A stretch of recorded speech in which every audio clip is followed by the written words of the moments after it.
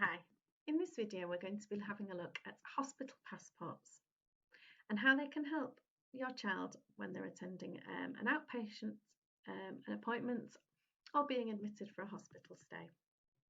So a hospital passport is a document designed to allow you to communicate to the staff looking after your children all about their likes, their dislikes, any sensory needs they have, and some of the ways to sort of best communicate with your child while they're in the hospital. As I say, these can be used for outpatient appointments or hospital stays. The idea is that you would complete a hospital passport yourself and have a hard copy with you when you're attending appointments. It's also possible to email the Learning and Disability Autism team as part of the NHS Trust, who would then upload a copy of the hospital passport to your child's records. The responsibility for completing a hospital passport falls to the parent or carer, and it's also the parent or carer's responsibility to make sure that they are kept up to date and that the most up-to-date copy has been emailed to the team to upload. You can use any document to list the things that you feel are important on a hospital passport. So you might want to create your own Word document or adapt a document from school, perhaps an individual learning plan or something, or a pupil passport or something of that nature. However, there are some templates which you can use on the Leeds NHS Trust website if you look for the disability team here. And then click on the top link, which is for the hospital passport. So let's have a look at their template and consider some of the things that we might want to put on there.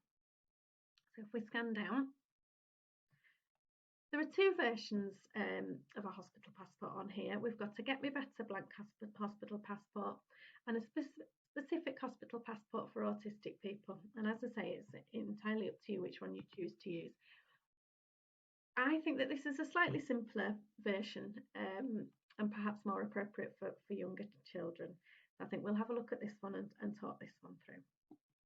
So if I just click on here and open that up, that should download for us. And then we'll open that up.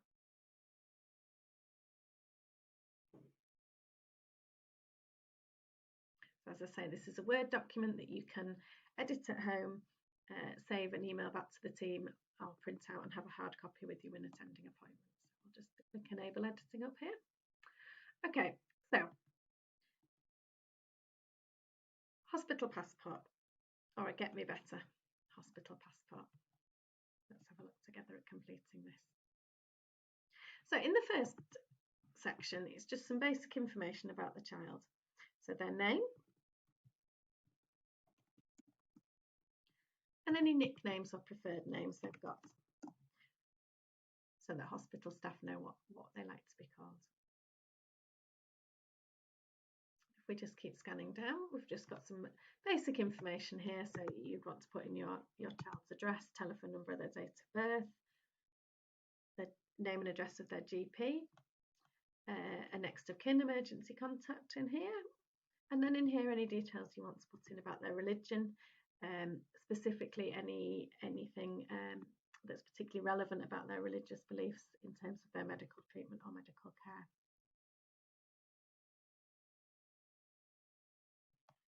Any key workers involved with the child, and whether or not they're in some residential care in here. The next section allows you to put the information about all the different professionals that are involved in your child's care. So you might want to list things like a paediatrician, health visitors, dietitians, occupational therapists, anybody who's involved with your child's care and has an understanding of their medical needs and their learning disability. As much detail as you want into here, and anyone you think would be relevant to list there. In the next section, you've got room to talk about any allergies that your child has. So that might be food allergies, allergic responses to medication, and anything in their medical history that's concerned you in terms of allergies. If we go down. So if you're submitting an electronic copy to the team you won't need to put anything into this section because obviously that would change depending on the day of the visit. If you bring in a hard copy with you, it may be useful to put a bit of information in here, so audiology test or follow-up test or something like that. It might also be useful to list if this is a follow-up test because your child wasn't able to sort of complete the process the first time round or anything like that, just to give staff a little bit more of an awareness of why they're in the hospital that day. We keep going down. Okay, this next section talks about any behaviours that may be challenging or cause risk. So in here you want to think about any challenging behaviours that your child demonstrates and anything that poses a risk to both themselves and to other people. So you might want to include things like if your child is likely to run,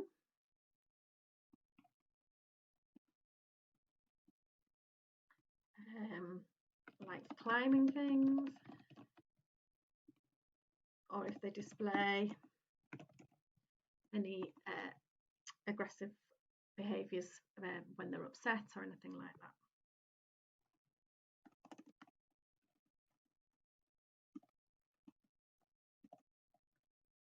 So anything in there that you think it's worth staff knowing about to make sure that your child is safe and that the people around them are also kept safe. Okay, let's have a look at the next section. In the next box, you have an opportunity to talk about the way in which your child likes to communicate. So in here, you'd want to list anything that makes their communication a bit more difficult. So if they've got a hearing loss or a visual impairment, if they need to be wearing a hearing aid, if they have any speech and language issues that are preventing them from being verbal, so if they're non-verbal. So you might want to talk about things like whether or not they use Makaton, objects of reference, PEC systems, things like that in here. You could also talk about your child's ability to maintain eye contact or whether they prefer not to when addressing adults and things like that in there.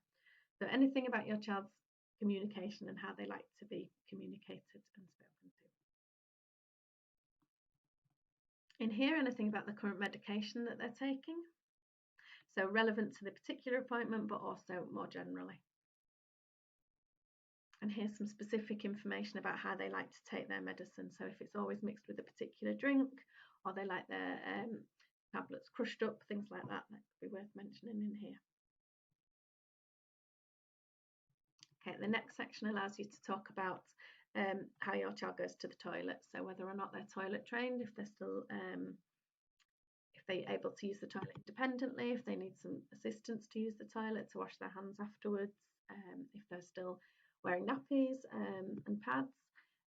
It might be worth including in here any sort of routines around going to the toilet. So if there's a routine for changing nappies that your child relies on and is familiar with, that makes it easier, it's worth putting things like that in there as well. And again, with their personal care, so are they able to manage their own personal care, or are there elements of it that they need assistance with?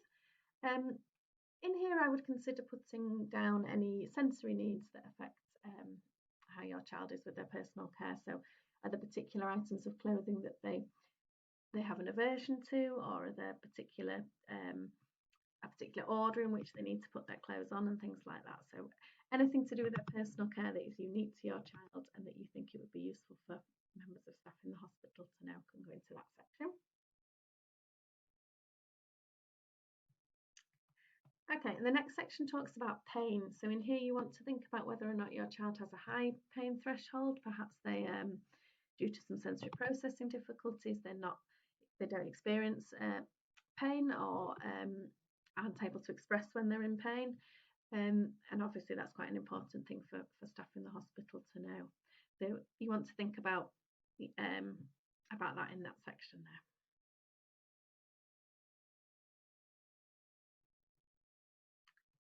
Again, drinking and eating. So again, you want to think about any medical needs they've got. Are they PEG fed? Do they have any gastronomy aids? Is there any support that they need at meal times? You might want to think about specific cups that they like to use, utensils that they're familiar with, any routines again around their meal times. A list of their favourite foods would be really useful, and conversely, any foods that they have a dislike to, any ways that they like their food to be chopped up or anything like that can go into there. Okay, their postural care, so moving around. Are they able to walk unaided? Do they need support? Do they have aids such as walking aids, a wheelchair or anything like that that they need to have with them at all times?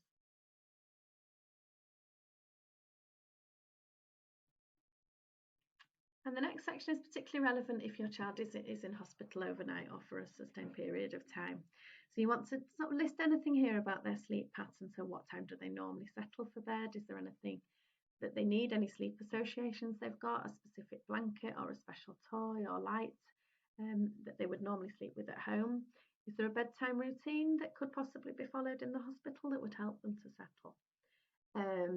You might also want to list in here anything that happens during the night when your child wakes. Are they relying on a bottle? Do they need their parent close by? Things like that, just to sort of help your child if they're having an overnight stay in the hospital.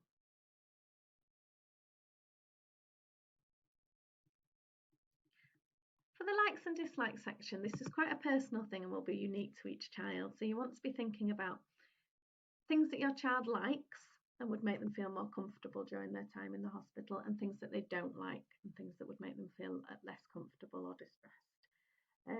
So this might be based on their sensory needs. So for some children, it might be, not touching their heads or not cuddling them, things like that. For other children, it might be that that's actually something they do like. So you want to think very much about your own unique child and talk about their likes and dislikes here. You could also include things like special interests, so dinosaurs, cars, things that might help your child to settle if they're really feeling a little bit distressed.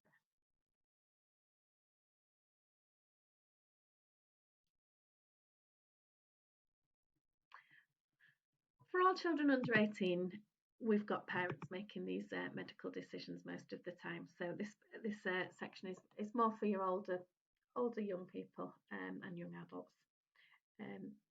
So if your child is younger, you won't be filling out very much of this section here at all. And then at the end, you've got an additional information section where you can put anything else that you think is important for staff to know while your child's in the hospital. And then if you just put your name, your relationship to the child and your contact details on the bottom in case there are any questions.